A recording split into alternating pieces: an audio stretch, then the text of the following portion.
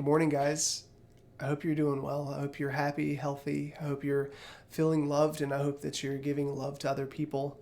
Um, I want to talk to you today about something that will take a lot of weight off of your shoulders if you're just looking around and you're seeing the lifestyles of those you love, those you come in contact with, and those that you have the misfortune of interacting with on a daily basis. And you just ask yourself, man, why won't they change what they're doing? Well, I want to suggest that you might be the issue. I want to suggest that legalism might be present in your life. But let's talk about it.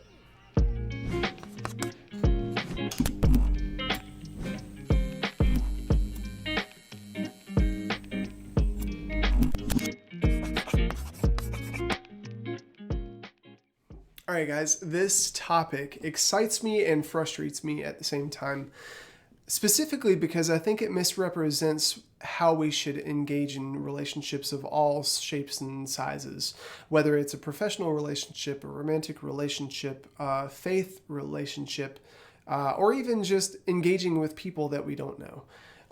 But let me give a little bit of definition to what I believe legalism is. So, my definition would be legalism is believing that perceived, key word there is perceived, black and white circumstances, this is wrong, this is right, have more value than the gray process of a person arriving at a conclusion through invitation, election, grace, and mercy.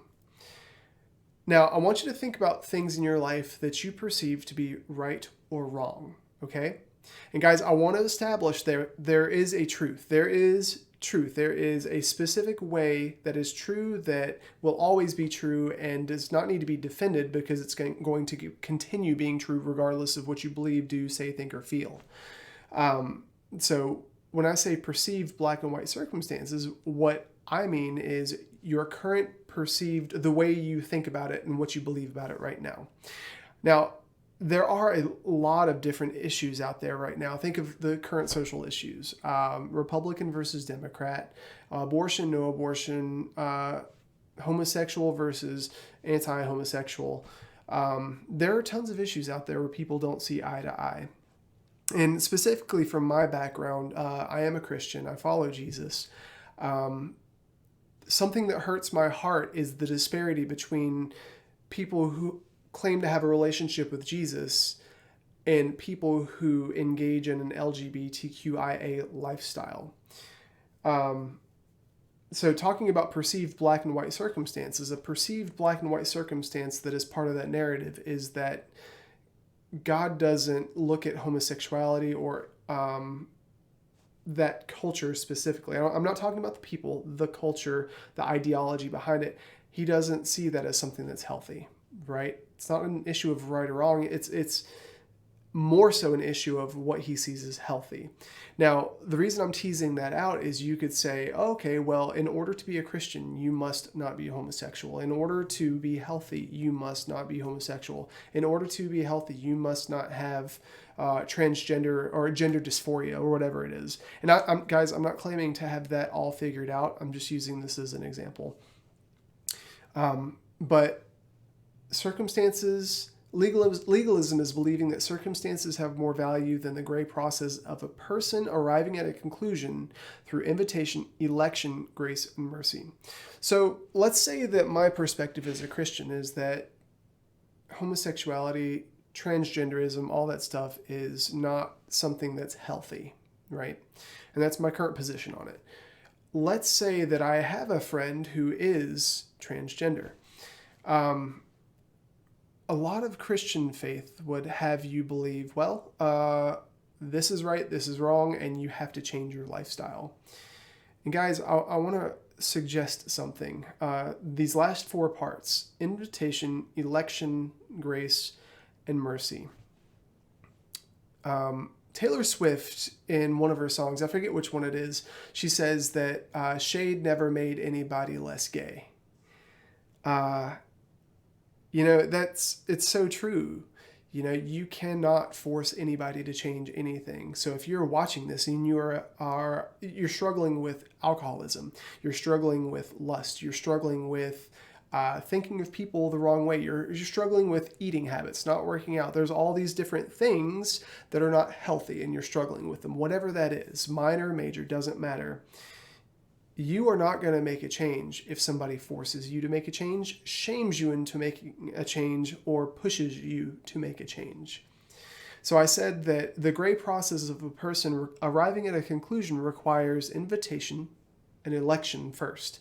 Now, what I mean by that is if I'm going to have a difference of opinion with you, I could argue my side. I could, as opposed to 1 Corinthians 13, where it says, don't insist on your own way, I could insist on my own way, much like Ben Shapiro does. And he's a fantastic debater. I really enjoy watching Ben Shapiro, and he knows what he's talking about for a lot of things.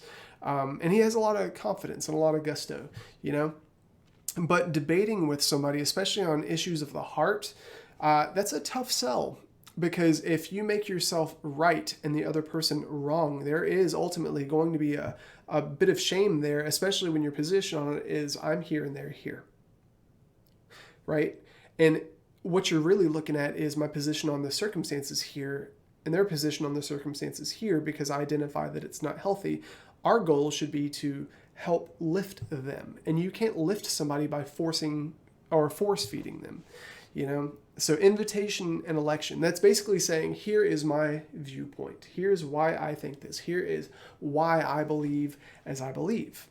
Now, when you force somebody to believe that, that really damages your relationship with them. It damages your trust with them, and it damages their ability to consider something and make a heart change, right? You can force anybody to make a head change for a short period of time. Think about parents who force their kids to act a specific way, right? If there is not empowerment, if there is not encouragement, if there's not some form of positive affirmation towards what is right instead of negative reinforcement of what is wrong, there's always going to be an element of fear. There's always going to be an element of, well, what about my value as a person? Why aren't you looking at that first, right?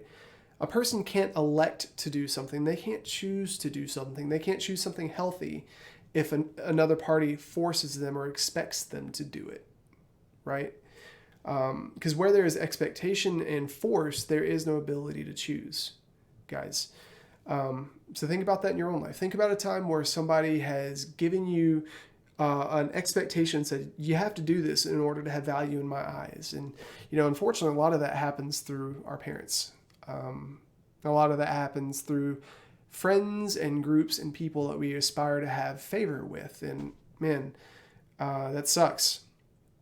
You know, if I went to my wife and I said, I am only going to love you if, that immediately puts a clause on my perception of her value. I'm only going to value you if you do A, B, and C. Now, the second part to this is grace and mercy. And I want to create I guess I just want to define the two. So my friend Brandon once told me that grace is when you're given something that you don't deserve. You know, you haven't earned it. You receive it. And mercy is when you don't receive something that you do deserve, you know. And in my position with God, there are so many things where I have earned God's wrath, where honestly, if I was Jesus, I would have turned my back on me. Because it's like, Tim, you're being so frustrating, you're being annoying, you're being pig-headed, you're being self-serving. There's all these things that I have done in the past where I would have given up on me if I had looked at the circumstances. But, you know, the idea that Jesus gives us grace, which is gives us good stuff that we have not earned. Like when Jesus died for us, we didn't earn that. He just gave it to us freely. You know, think about some time where somebody adequately and appropriately loved you, you know, especially from a place where you couldn't pay them back. There are areas where we've fallen short and we've done bad stuff, and we're just in a place where we're squeezed or pressed, or we're just out of resources, or we're in a situation that is beyond our current level of growth, and somebody comes in and says, you know what? Your value is more than your circumstance right now, so I'm going to give you something that you have not yet earned. That's grace. Now, mercy is when you identify that somebody's fallen short and there is supposed to be a consequence. And, with God, it's like when we sin, being part of sin, there are consequences that come with that. And what I mean by that, I don't mean like fire and brimstone consequences. I'm talking about when you put your hand on a stove, you get burned. When you steal $50, you get held accountable by being taken. Well, I guess you don't go to prison for stealing $50, but if you steal from a friend, you lose trust. And having mercy on somebody is basically saying, you know what, you have failed, but I'm not going to give you the consequences. So let's look at somebody who has done something as circumstantial that you think should change. When you say, hey, what you have done is not fitting of who you are, let me recommend this is the healthy way to live. When you present that to them and you give them the option to elect to change, and you give them the grace of seeing them as a person, and you give them the mercy of not holding them. I want to be careful by saying not hold them accountable, because boundaries are necessary. But basically, if you just throw them a bone, because you have some people that are fighting, right? And you have some people that are so mired in what's unhealthy that they can't really see a way out, and they give up and they're hopeless, when you give them the mercy of saying, I'm going to excuse your consequences because you deserve a second chance, a third chance, a fourth chance, a fifth chance, that wipes the slate clean. I was watching a YouTube video a while back, and there was this guy who had gotten out of prison, and prior to him going to prison, he had 3 or 4 traffic tickets, which had accumulated, fees. And they may not have been traffic tickets. Don't hold me to that. They were some kind of charges against him that were accumulating fees, and he had no job. He couldn't get a job because he had a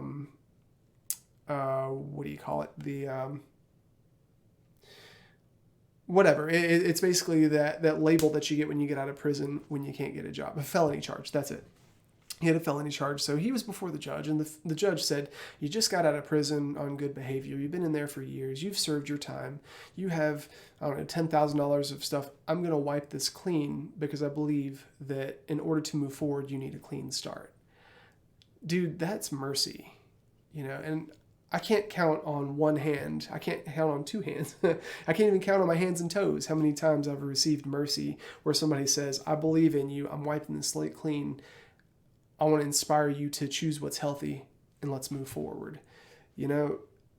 That's how you build a relationship, guys, So let me read this again. Legalism is believing that perceived black and white circumstances have more value than the gray process of a person arriving at a conclusion through invitation, election, grace, and mercy.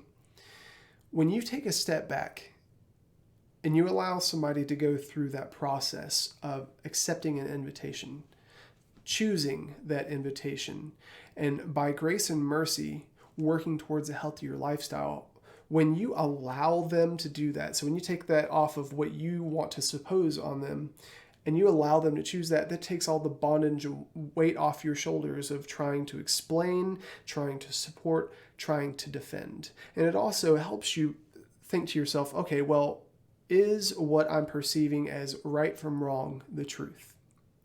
Right? Because legalism has a way of pushing us into a position where we have to defend our premise, defend our position. Because if we're positing to somebody that our way is right and your way is wrong, their way is wrong, well, we have to back it up. And the thing about truth is that there is always a little bit of untruth in lies and deception. So there's always going to be some form of hypocrisy that somebody's going to be able to pull out of us. There's always going to be some form of, well, here's a fact that is counterlogical. And all you start doing is arguing back and forth, debating. That's the big issue in America right now. There are truths on both sides, and there's value in both sides. But the danger is finding so much, or placing so much stake and so much value in that you demonize the person. And that's a heavy weight. So if you're going through life with the bondage of legalism, thinking that I need to change people, especially Christians, I'm calling you out specifically because we're not called to change people. We are called to live as Christ. We're called to love God with all of our heart, mind, body, and soul, to love ourselves, and to love others as ourselves, right? In that order. and that includes not being puffed up, not insisting on our own way, not pushing our agenda. It calls for having hope that somebody can change, having faith that somebody can change. And that's why grace and mercy are so important. And having the endurance to go the mile with people. That's why allowing space for an invitation and election is so important. What if it takes somebody an entire lifetime to choose what's healthy? Is that a success?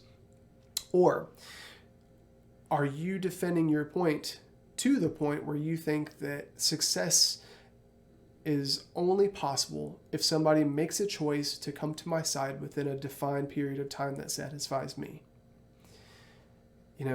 If that is the way that you're going through life and you are operating in legalism, that's a very lonely road. That's an exhausting road. And unfortunately, that's going to damage your relationships. So guys, be careful with legalism.